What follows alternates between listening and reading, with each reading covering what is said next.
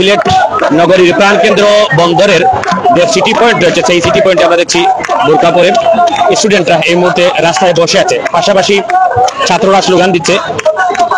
ইতিমধ্যে আমরা যে তথ্যটি জেনেছি তা হচ্ছে যে ডিপ্লোমা স্টুডেন্টদের তারা 3 দফা দাবিতে আজকে রাস্তায় নেমেছে এবং তাদের বক্তব্যগুলো শুনবো।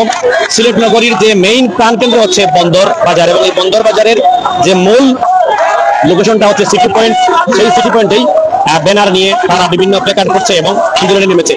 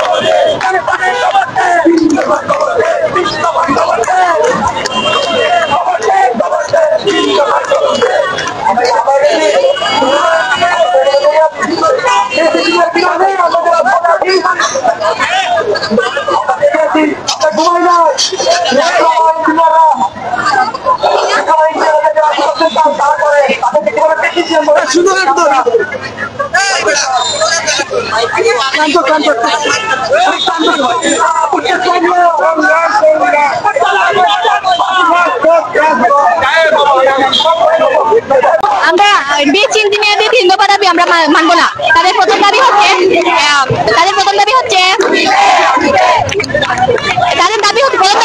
আমরা ডিপ্লোমা ইঞ্জিনিয়ারের নামের পাশে আমরা ইঞ্জিনিয়ারিং শব্দ ব্যবহার করতে পারবো না এবং দশমকে সবার জন্য উন্মুক্ত করে দিতে হবে। এটা আমরা কখনোই মানবো না। দশমটা আমাদের ছিল, আমাদের থাকবে।